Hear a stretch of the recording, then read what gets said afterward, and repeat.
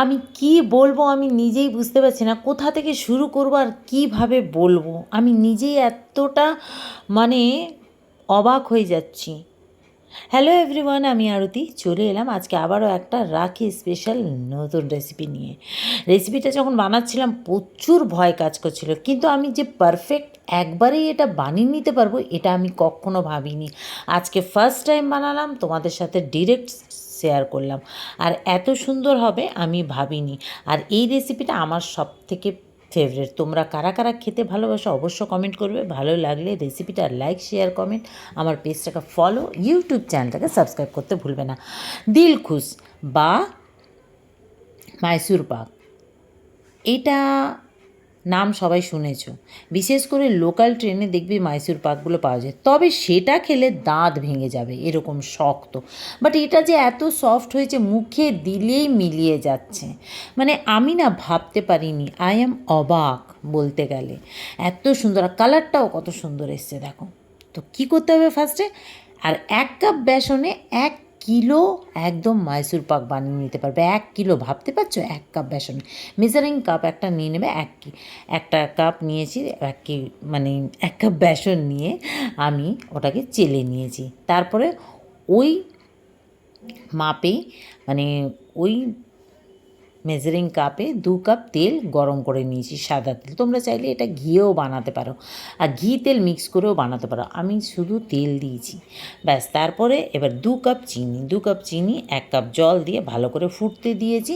একটু এলাচ দিয়ে দিয়েছি, তোমরা চাইলে এতে একটু কেসারও দিতে পারো। তো দেখো সুন্দরভাবে এটা বয়েল হচ্ছে, চিনি গলে গেছে, একদম একটা তার হবে, জাস্ট একটা তার।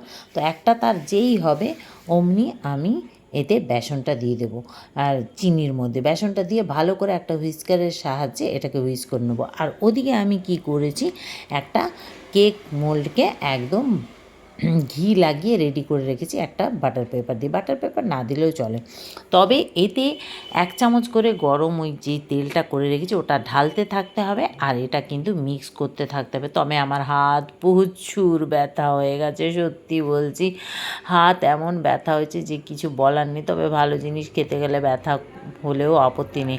আর এক হাতে ক্যামেরা, এক হাতে এই কাজটা করছি, জানো তো। তো ব্যথা তো হবেই বলো, কেউ ক্যামেরা ধরার লোকও নেই। মানে ছেলেদেরকে ডাকছি কিছুতেই আসছে না। তো তবে এইভাবে না এটা মিক্স করতে থাকতে হবে, আর তেলটা দিতে থাকতে হবে, মিক্স করতে থাকতে হবে, তেলটা দিতে থাকতে হবে, একদম যাতে না লেগে যায়। আর লাস্ট টাইমে এটা যখন দেখবে হয়ে আসছে তখন ফ্লেমটাকে হাই করে ভালো করে মিক্স করতে থাকতে হবে, দেখবে এরকম জালি জালি রেডি হয়ে যাবে।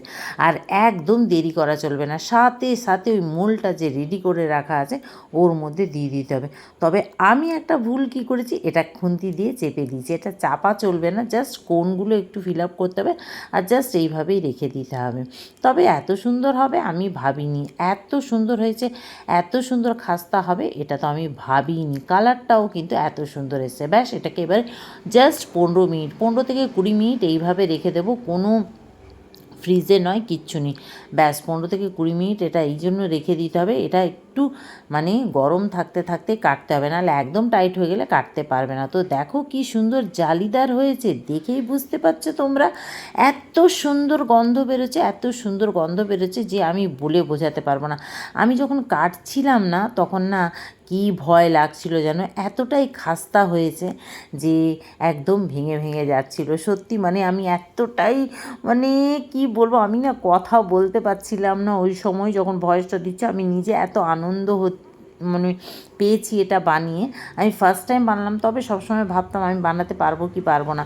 তবে আজকে আমি ট্রাই করেই ফেললাম, আর একদম পারফেক্ট হয়েছে। আমার ঠাকুমা বলতেন ওই জন্য আসল রাঁধুনি সেই যে একবারে যে কোনো রান্না দেখেই করে নিতে পারবে। যাক আমি একদম পাকা রাঁধুনি, যে দেখেই আমি করে নিতে পারলাম।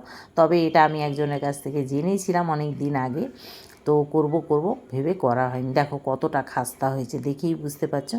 যাক, আশা করছি রেসিপিটা ভালো লেগেছে, তোমরাও ট্রাই করো। রেসিপি ভালো লাগলে কিন্তু লাইক শেয়ার কমেন্ট, পেজটাকে ফলো, আমার চ্যানেলটাকে সাবস্ক্রাইব করতে একদমই ভুলবে না। সত্যি বলছি অসাধারণ হয়েছে একদম, এত সুন্দর গন্ধ, ঘিয়ের গন্ধ। ঘিটা যেহেতু আমি মোল্ডে দিয়েছি, আর ঘি দিলে তো আরও কোনো কথাই হতো না, আমি ঘিটা বেশি দিইনি, তেল দিয়ে করেছি। কেমন লাগলো জানিও, অবশ্যই ট্রাই করো। টাটা।